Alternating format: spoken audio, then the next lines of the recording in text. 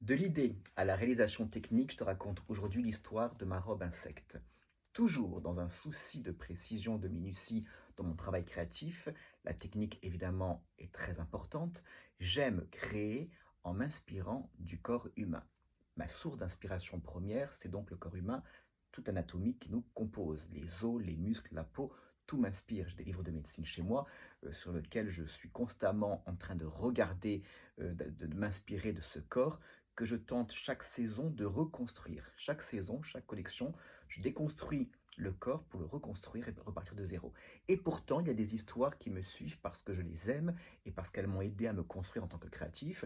Donc j'ai besoin qu'elles soient constamment autour de moi, ces histoires-là, comme la robe insecte. La robe insecte part d'une idée de découper le corps humain et de suivre toutes les articulations de notre corps. C'est-à-dire, l'idée technique était de poser une pièce sur chaque partie du corps. Ce qui fait qu'au final, cette pièce est composée d'énormément de morceaux au niveau patronage.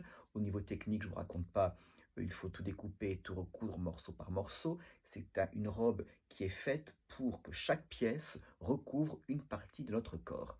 Donc j'appelle cette robe-là, une fois terminée, la robe insecte, parce que lorsque je l'ai vue terminée devant moi, je me suis dit, on dirait un insecte carapassonné, complètement déconstruit, reconstruit, tout est ciselé, tout est à sa place, c'est une symétrie parfaite.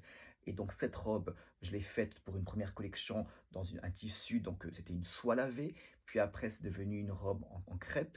J'ai ajouté parfois des pièces, des manches et un bas de robe pour l'agrémenter, la faire transformer. Chaque fois que dans mon travail créatif, il y a une histoire qui me plaît et que j'ai envie de faire progresser, je lui ajoute des choses, je retire certaines choses.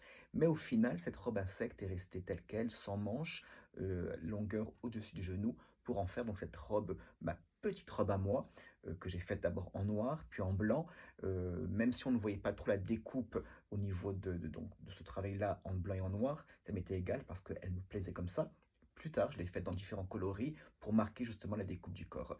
Donc la robe insecte fait partie de ces histoires dans mon travail créatif qui est très très importante et qui marque mon travail. À très bientôt.